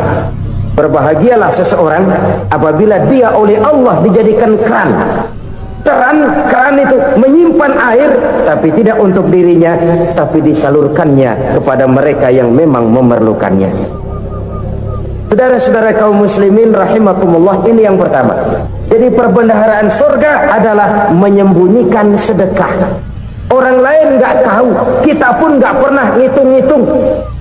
Kita anggap lewat begitu saja, padahal itu deposit akhirat. Satu. Yang kedua, perbendaharaan surga itu apa? Wa kitmanul musibah, menyembunyikan kesulitan. Kadang orang takut menghadapi kesulitan, tapi makin kita merenung, hidup ini kan sebenarnya urusan. Takut sama urusan ya jangan hidup. Tandanya orang hidup itu kalau punya urusan. Urusan melupakan problem sering menimbulkan kesulitan. Kesulitan bukan untuk ditakuti, tapi untuk diatasi dan dicarikan jalan keluarnya. Siapa sih orangnya yang nggak pernah sulit? Makin tinggi status sosialnya, makin gede urusannya. Makin tinggi kualitas imannya, makin berat tingkat kesulitannya. Cuma memang yang namanya enak itu seperti pelangi. Biang lala itu nggak pernah di atas kepala kita, di atas kepala orang melulu. Lu sih enak lu, kata kita. Dia juga bilang enak kan lu. Pelangi itu nggak pernah di atas kepala kita. Kata tukang beca, aduh enak ya naik Mercy. Kata tukang beca, apa yang di dalam mobil Mercy? Aduh enak bener tukang beca, di jok ngeringkuk ngorok pules bener. Saya kamar pakai AC sejuk, tempat tidur sutra empuk, alga spring bed, kulak kulik nggak bisa pules kalau belum minum Valium, belum tidur. Enak bener tukang beca, di jok ngorok nggak tahu wetan kulon. Si tukang beca bilang yang di Mercy enak, yang di Mercy bilang tukang beca enak. Inilah enak, nggak pernah di atas kepala kita, di atas kepala orang lain melulu enak itu. Nah, saudara-saudara, yang merupakan perbendaharaan surga itu orang yang bisa menyembunyikan kesulitan, baik pribadi ataupun rumah tangga. Ini terutama rumah tangga yang jadi soalnya. Kadang-kadang kita ini kalau senang, sebaliknya kalau senang kita diam, kalem aja, cuek. Banyak banget duit kita bawaan, diam aja udah. Malah ketemu orang takut. Tapi begitu susah, sekampung tahu. Padahal Nabi mengajarkan perbendaharaan surga itu menyembunyikan musibah, menyembunyikan kesulitan. Kalau enak, cerita sama orang-orang. Kalau nggak enak, rasain sendiri, tekan sendiri, atasin sendiri. Kita kan sebaliknya, tenang kita diam, asal lagi susah, paling tidak kita nyari teman buat cerita kesusahan. Siapa orangnya yang nggak pernah susah? Cuma soalnya bagaimana kita mengatasi kesusahan itu sendiri. Begitu juga misalnya kalau orang sudah berumah tangga, Itu orang tuanya harus menjadi tempat dia cerita yang enak-enak saja. Yang nggak enak rasain berdua, selesaikan berdua, atasin berdua.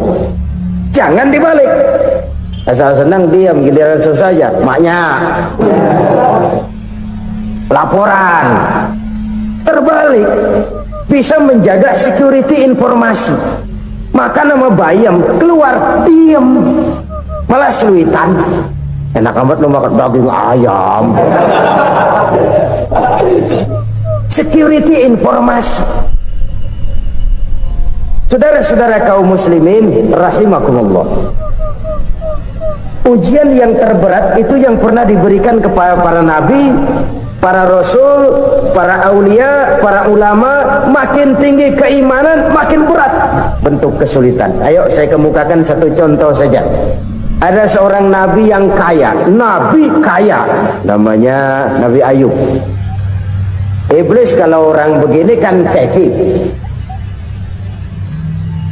ibadahnya rajin, kaya. Yang kayak begini susah digodain. Kalau ibadahnya rajin, miskin, kali bisa disogok. Sini imannya mantap, ibadahnya rajin, kaya, nabi lagi. Oh, tapi namanya iblis, nggak kurang akal. Laporan, Tuhan, kenapa iblis? Ya ini bahasa saya, bahasa Qurannya sih nggak gitu.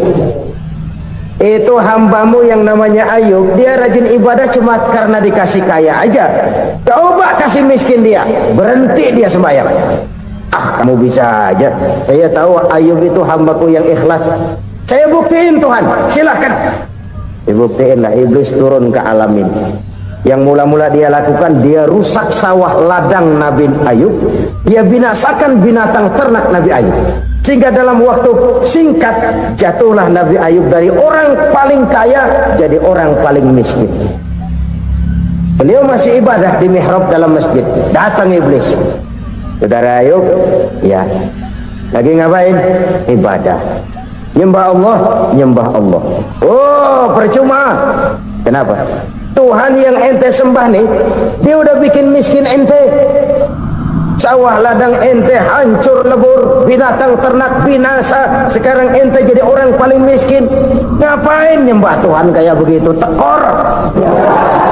Udah berhenti dah ibadah, berhenti ibadah. Ini iblis sama Tuhan laporannya lain, yang dikerjakan kepada Nabi Ayub juga lain.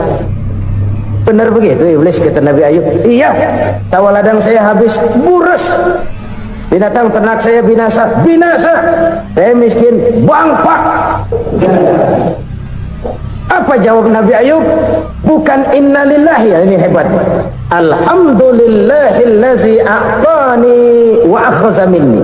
Segala puji bagi Allah yang telah memberikan harta kepada saya dan sekarang mengambilnya lagi. Alhamdulillah. Allah yang ngasih, Allah yang ambil. Itu mah urusan Allah. Iblis cuman ibadah jalan terus, sujud lagi Nabi Ayub. Iblis seleher gondok banget. Dasar Nabi nggak mempan dia apa-apain. Miskin malah alhamdulillah. Allah yang ngasih, Allah yang ambil. Jadi kalau kita tidak komit, kita tidak terikat kepada kaya, miskin, senang, susah, apa yang bisa bikin kita susah? Jadikan kekayaan, kemiskinan, jadikan senang, susah sebagai anak buah yang bisa kita atur. Jangan kekayaan ngatur kita, jangan kemiskinan ngatur kita. Kita yang harus mengatur mereka. Senang, susah, kaya, miskin, bahagia, sengsara, jadikan itu anak buah yang bisa kita atur. Kalau sekarang kita kaya, lain saat boleh jadi kita miskin, semiskin-miskinnya. Allah yang ngasih, Allah yang ambil. Tenaga mana yang bisa menghalangi? Ibadah jalan terus. Iblis makin gondok. Dasar Nabi loh. Akhirnya apa? Nabi Ayub dikerjain, diberikan penyakit. Demikian fatal penyakitnya itu. Bayangin, udah miskin, sakit. Masya Allah. Miskin, sakit. Sakitnya nggak lama, kira-kira 16 tahun. Istrinya 3, 2 mental minta ceraiin. ngerawatin laki bengek begini. Senang belum tentu, susah udah pasti nih. Cerai aja, cerai dah. Cerai.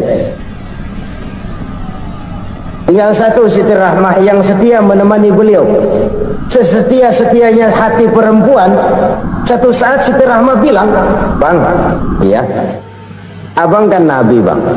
Lalu, namanya Nabi kan doanya jarang meleset, Bang. Maksud kamu minta kenapa sih sama Tuhan biar abang sembuh, baik dah, Bang?" Siti Rahmah, iya. Saya sakit berapa tahun sih dah? 16 tahun, Bang. Sebelum ini saya sehat berapa tahun? Ya kira-kira 60 tahun, Bang. Nah, coba ente banding-bandingin, Rahmah.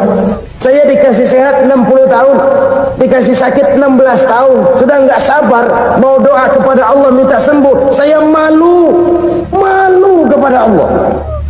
Diuji dengan yang luar biasa seperti ini, tidak mengganggu stabilitas kehambaannya. Dia tetap menghamba kepada Allah Subhanahu wa ta'ala.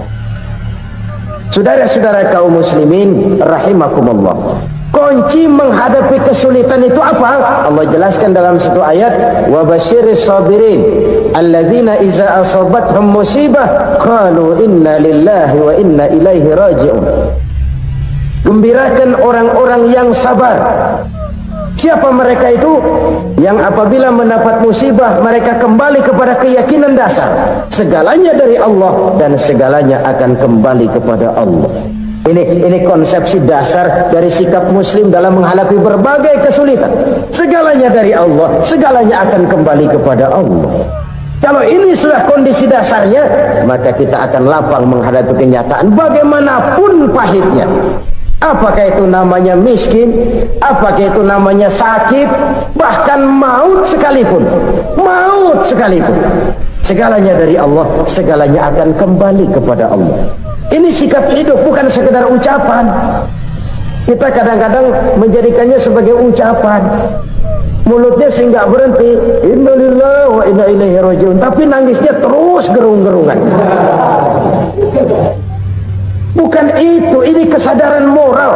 Kalau segalanya dari Allah, segalanya kembali kepada Allah, kan sebenarnya cuma nunggu giliran. Hari ini saya nyembayangin dia, entah hari apa saya disembayangin orang. Hari ini saya antar dia ke kubur, entah hari apa orang nganterin saya ke kubur.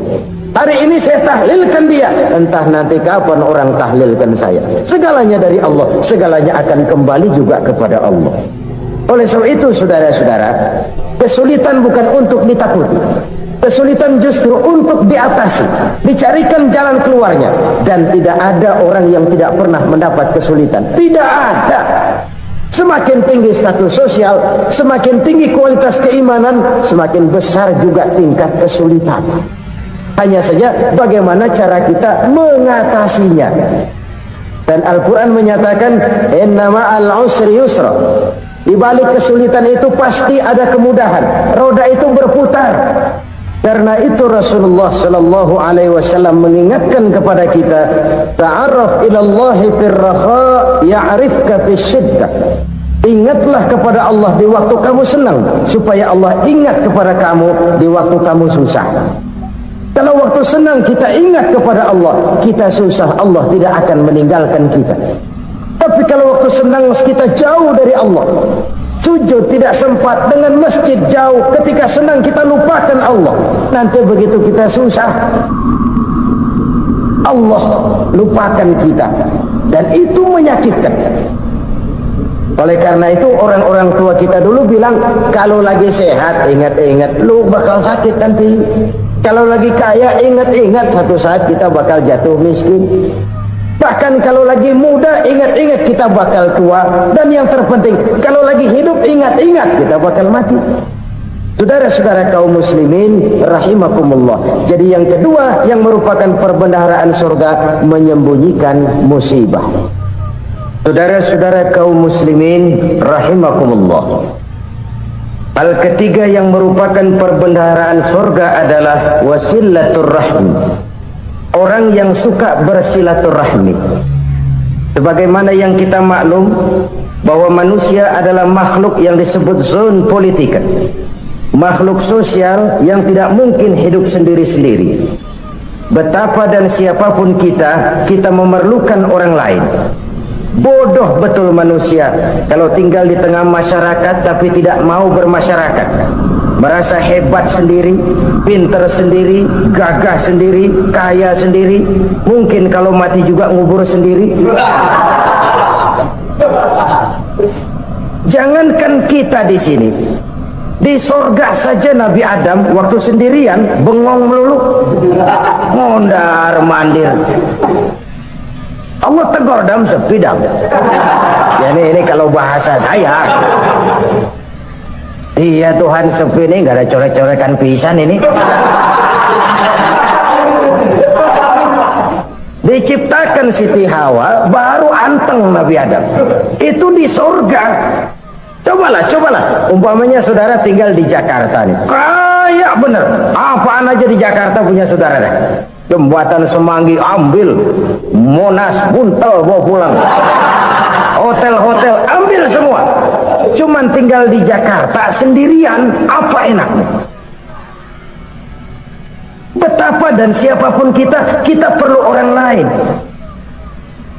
Tidak ada seorang pun yang bisa memenuhi kebutuhan hidupnya secara sendiri-sendiri. Nah, Islam telah menyelamatkan manusia dari ras diskriminasi, mengikat manusia dengan persaudaraan yang berlandaskan kepada akidah.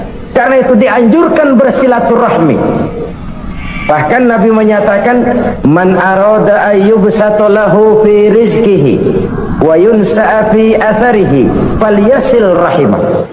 Siapa yang kepengen diluaskan rezekinya dan dipanjangkan usianya, banyaklah ia bersilaturahmi. Siapa yang kepengen dimudahkan rezekinya, hendaknya ia banyak bersilaturahmi. Kalau banyak teman, kesulitan kan paling tidak ada tempat cerita. Udah susah sendirian, kita pikirin diri, nggak ada tempat tukar pikiran. Cepet banget sama bengek. Dilawan sendiri.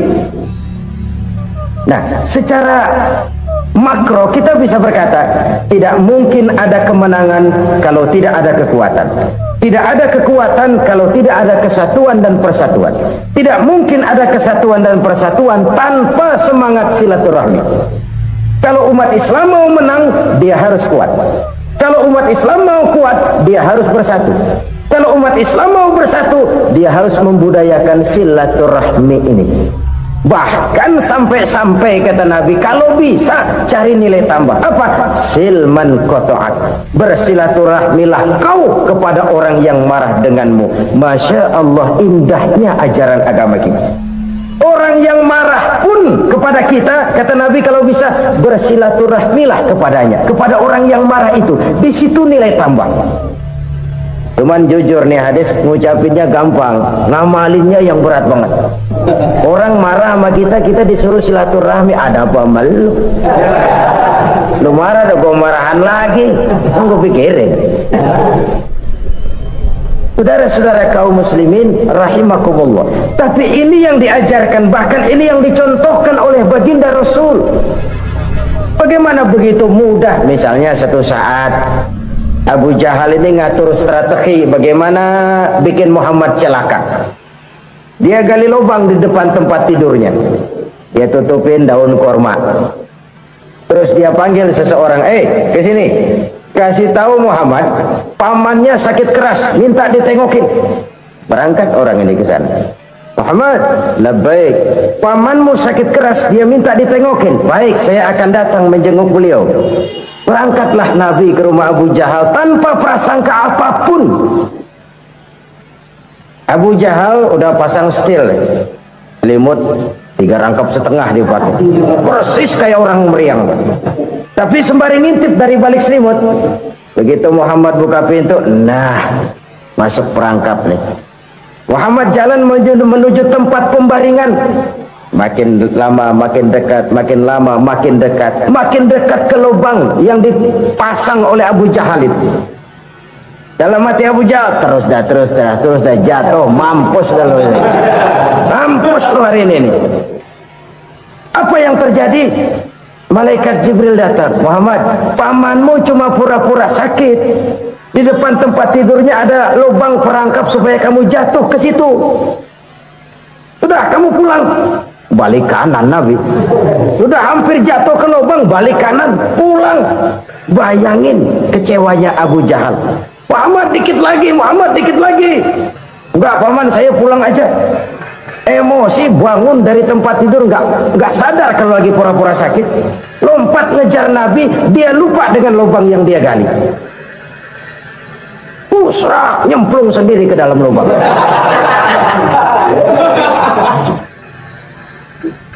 Nabi terus berlalu. Ini terjadi keanehan. Jatuh ke lubang yang dia gali itu sebenarnya nggak terlalu dalam ya, antara 3-4 meteran lah. Tolong saya jatuh ke lubang ini. Datanglah pelayan-pelayannya itu. Angkat saya dari sini. Oh, yang ngulurin tambang. Satu gulung, belum juga nyampe itu tambah. Kurang, beli lagi ke warung. Sambung, ulur lagi, nggak juga bisa sampai. Wah, ini kerjaan Muhammad ini. Tolong, siapa salah seorang kamu ke rumah Muhammad, kasih tahu encangnya kecebur. Minta ditolongin. Sampaikan kepada Rasul. Kenapa? Pamanmu jatuh ke lubang, Muhammad minta tolong diangkatin. Tambang udah nyambung-nyambung nggak nyampe juga. Ya, nanti saya datang, saya tolong. Coba. Nyata-nyata orang berniat jahat mau mencelakakan dia. Datang dia menolong. Ini yang disebut air tuba dibalas air susu ya ini. Bukan sebaliknya. Air tuba dibalas air susu. Paman, kecebur ya? Iya Muhammad, tolong ini. Pegang tangan saya. Nabi ulurkan tangannya. Nyampe. Dipegang oleh Abu Jahal. Diangkat ke atas. Sampai atas, apa kata Abu Jahal? Sihirmu memang hebat Muhammad. Udah ditolongin dikata sihir. Yang enak kita kemplang kan itu orang punya. Urusan apa? Tapi inilah akhlak.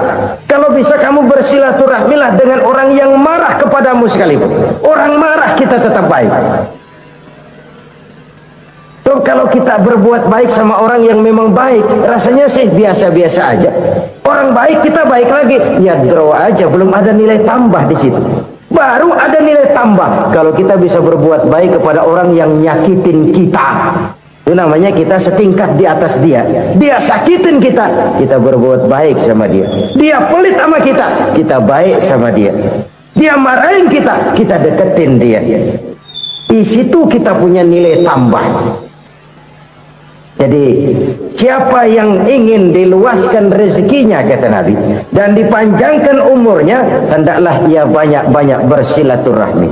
Sederhana sebenarnya silaturahmi, tapi silaturahmi membangkitkan semangat kesatuan dan persatuan. Kesatuan dan persatuan melahirkan kekuatan. Dalam matematika 1 ditambah 1 pasti 2. Tapi di tengah masyarakat, 1 orang takut ditambah 1 orang takut, hasilnya jadi 2 orang setengah berani. Kenapa setengah berani? Karena udah berdua. Tadi pan takut sendirian. Kalau dia kumpul turu-turu takutlah jadi berani. Kita yang lemah, kita yang tidak berdaya, kita yang miskin, kalau mau kompak bersatu, apa yang nggak bisa kita kerjain? Apalagi tinggal di kota besar, pilihan cuma 2. Bertahan atau minggir. Bertahan atau minggir. Untuk bisa bertahan harus mampu bersaing. Untuk mampu bersaing harus punya keahlian. Keahlian harus ditunjang dengan pendidikan, ditambah oleh kekompakan sebagai umat. Udah miskin mencar mulu, orang injak kita. Orang nggak pandang urusan apa malu. Oleh karena itu silaturahmi pada hakikatnya merupakan ruh dari ukhuwah yang diajarkan oleh agama kita. Bagaimana Islam menyelamatkan masyarakat manusia dari ras diskriminasi, mengikat manusia, dan tidak ada persaudaraan yang lebih indah selain persaudaraan yang diikat dengan nilai-nilai akidah. Sepanjang orang di jalan Allah, itulah saudara kita. Keluar dia dari jalan Allah, selesailah persaudaraan sampai di situ. Karena itu, kalau ingin menyimpan sesuatu di surga, banyaklah bersilaturahmi. Datang ke rumah ini, datang ke rumah itu, dan lain sebagainya. Itu simpanan kita di akhirat nanti. Ini yang ketiga. Saudara-saudara, yang keempat, perbendaharaan surga itu apa? Wa qawlu la hawla wa la quwwata illa billah. Ucapan la hawla wa la quwwata illa billah. Ibadah kan ada yang berat, modalnya besar. Bangun masjid berat, modalnya besar. Bangun rumah sakit berat, modalnya besar. Ada ibadah yang berat tapi modalnya ringan. Misalnya puasa. Puasa itu berat, mengendalikan nafsu. Kalau sekedar nggak makan nggak minum sih enteng. Mengendalikan nafsu itu jihad terbesar. Tapi kan modalnya ringan, cuma niat saja. Ini ibadah berat, modalnya ringan. Ada ibadah yang ringan, modalnya juga enteng. Seperti termasuk ucapan la haula wa la quwwata illa billah. Tanpa sadar, la haula wa la quwwata illa billah. Nyelengin tuh di surga. Nyelengin, kita nggak terasa. Nyelengin simpenan akhirat. La haula wa la quwwata illa billah. Nyimpan lagi. Kaget, la haula wa la quwwata illa billah. Nyimpan lagi. Banyak simpenan. Walaupun sebenarnya yang dimaksud di sini adalah kesadaran batin bahwa tidak ada daya dan kekuatan kecuali Allah. Itu intinya. Kita memulai pekerjaan disunahkan baca bismillah, kan begitu.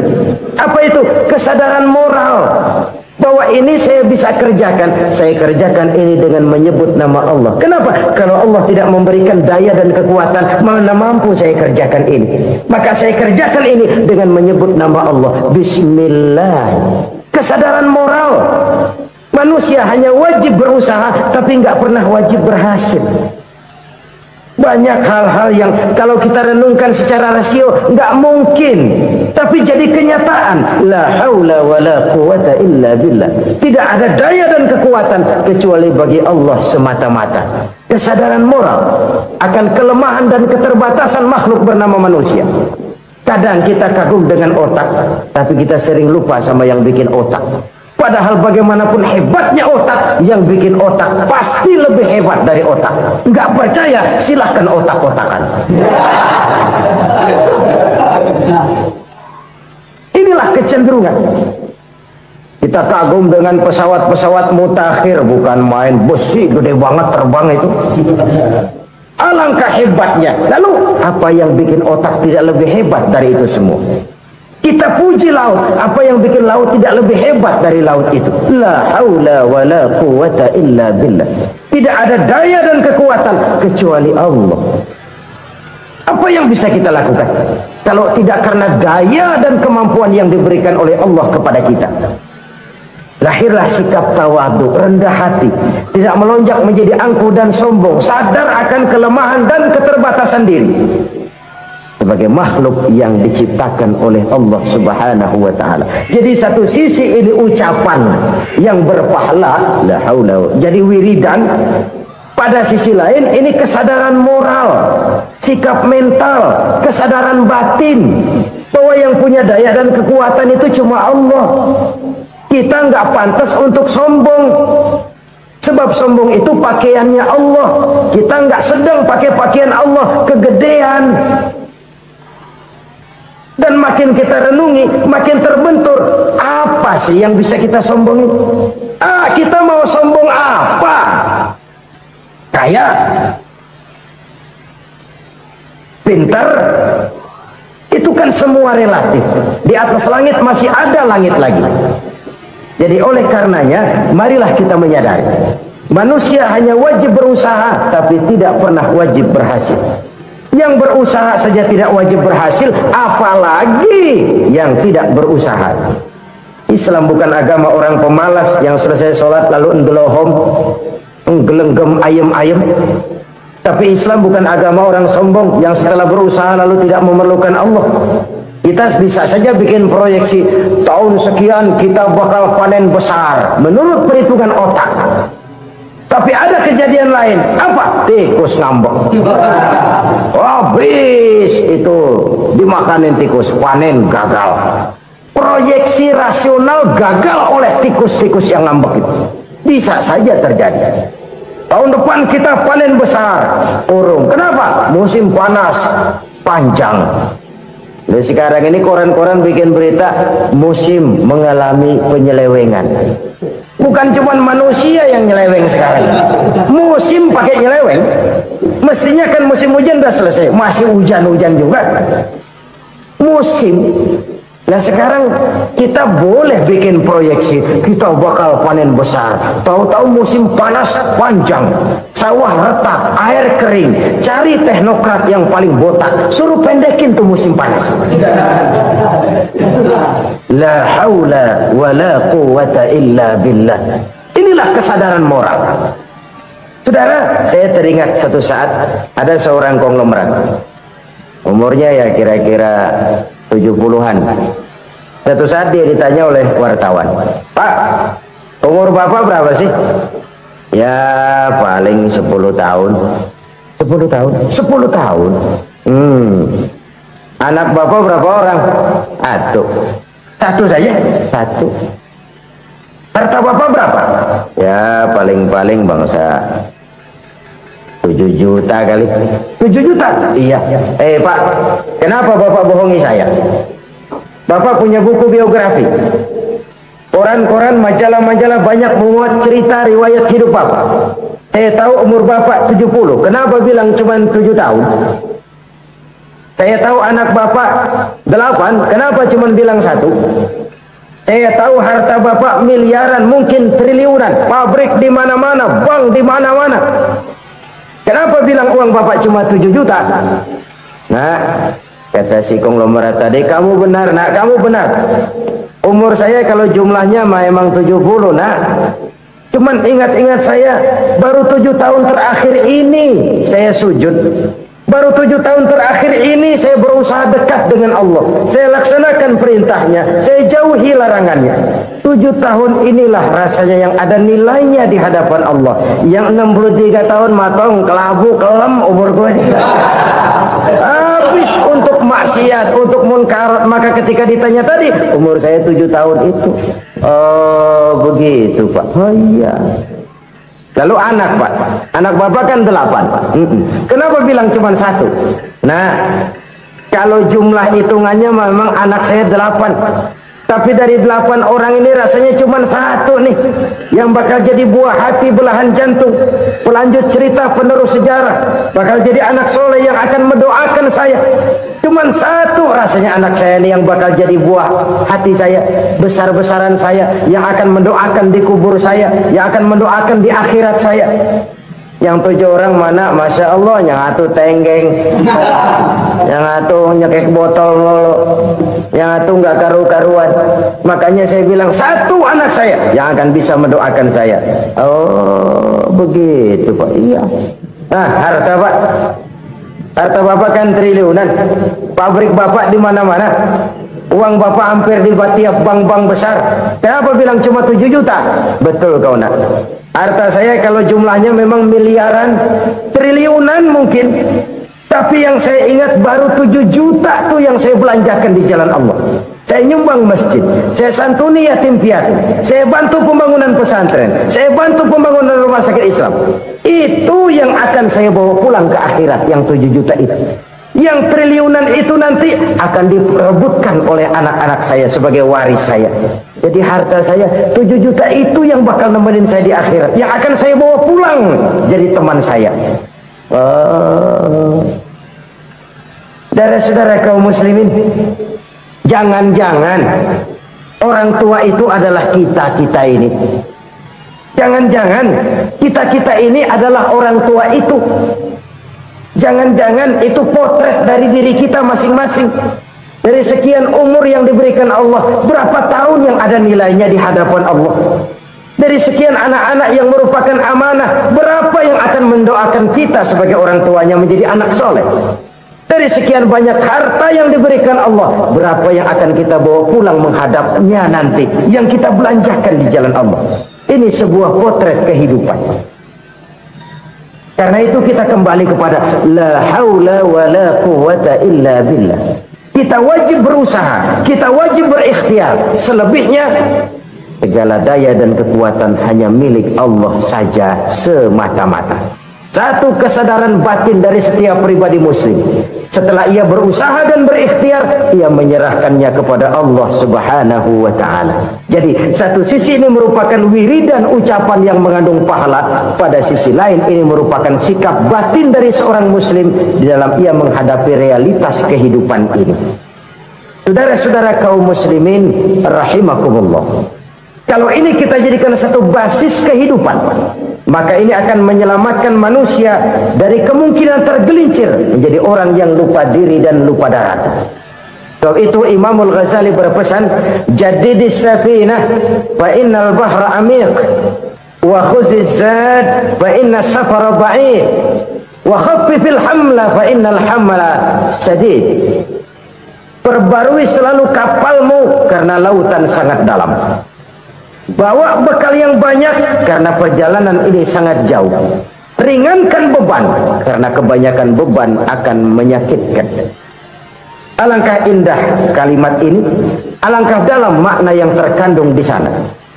Perbarui selalu kapalmu karena lautan sangat dalam. Apa artinya ini? Jaga mentalmu baik-baik. Pelihara imanmu baik-baik karena hidup penuh cobaan seperti lautan. Kita kalau berlayar di lautan kan kadang-kadang tenang, angin bertiup sepoi-sepoi basah. Jika malam datang, bintang gemintang bertabur menghias cakrawala. Rembulan memantulkan sinarnya dengan indah. Dalam keadaan begitu berlayar enak. Tapi lain saat ombak menggunung, halilintar menyambar, angin topan bertiup. Berapa banyak sudah saudara-saudara kita yang tenggelam di lautan dunia tanpa sadar bahwa dia belum sampai kepada pantai yang akan dituju. Berapa banyak sudah saudara-saudara kita yang tenggelam di lautan dunia ini tanpa sempat bangkit lagi. Dia menyangka sudah sampai kepada tujuannya. Hati-hati kapal jangan sampai bocor karena lautan sangat dalam. Iman ini jaga baik-baik karena hidup penuh dengan ujian. Wa khuzizat fa inna safara ba'id. Bawa bekal yang banyak karena perjalanan sangat jauh.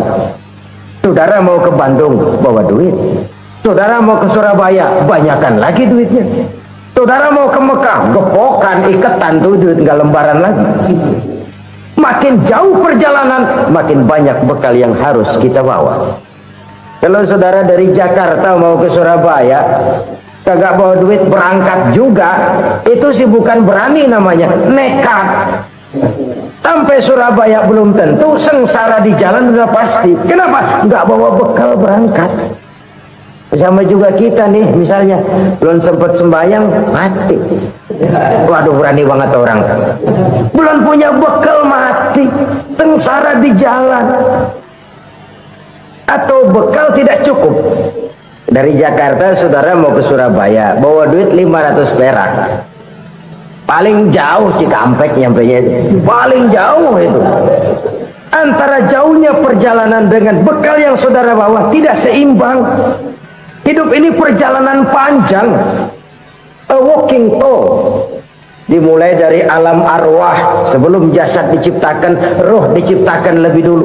Dari situ pindah ke alam rahim, dari alam rahim pindah ke alam dunia, dari alam dunia pindah ke alam barzah, baru menuju akhirat. Satu perjalanan panjang. Kalau bekal tidak bawa, sengsara di jalan. Bawa bekal yang banyak karena perjalanan ini sangat jauh. Wa khaffifil hamla, ringankan beban karena beban itu cuma akan menyulitkan. Kalau bekal itu sih keperluan, tapi beban nggak kita perluin, cuma ngeberat-beratin. Apa ini beban? Dosa, kecurangan, kebatilan, kezoliman, ketidakadilan, kesewenang-wenangan. Itu akan jadi beban kita di akhirat. Alangkah celakanya, perjalanan panjang, bekal tidak bawa, beban kelewat banyak, alamat sengsara di jalan. Pahala tidak ada, dosa berlipat ganda. Na'udzubillah, summa na'udzubillah. Kalau kita rangkum nasihat Al-Ghazali dengan kisah si konglomerat tadi, kita akan mengambil kesimpulan. Pertama, bekal terbaik dalam menghadapi gejolak kehidupan ini tidak lain adalah iman. Yang kedua, pahala dan dosa dua hal kontroversial. Pahala adalah bekal, dosa adalah beban. Tapi kita sekarang kan tidak begitu terangsang kepada yang abstrak. Orang berlomba mencari yang konkret-konkret saja, yang real. Kalau memang dosa, benjol dong, kira-kira begitu. Kira-kira begitu. Persis orang Yahudi dulu. Orang Yahudi itu kan pernah minta kepada Nabi Musa, ya Musa, lan nu'mina laka hatta narallaha jahrah. Musa, kami nggak bakal mau beriman kepada Allah kalau belum kami lihat Allah ada nongkrong di depan kami. Kalau memang Tuhan ada, taruh dong di depan kami. Mau yang konkret-konkret saja. Kalau memang dosa, benjol dong. Kalau memang pahala, berasa dong. Orang terangsang kepada yang real, yang konkret-konkret saja. Karena itu, untuk mengejar dosa orang mau bayar. Tapi untuk mengejar pahala, walaupun tidak bayar, orang segan.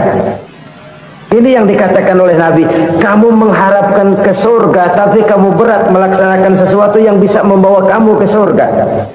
Kamu ingin jauh dari neraka, tapi tiap saat kamu lakukan perbuatan-perbuatan yang justru menjerumuskan kamu ke neraka.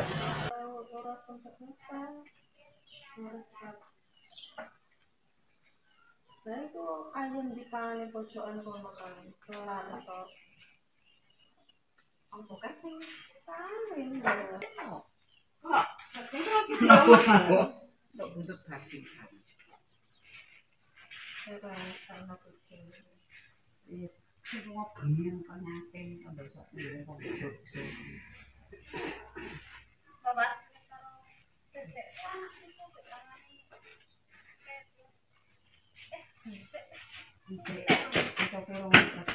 Lo kan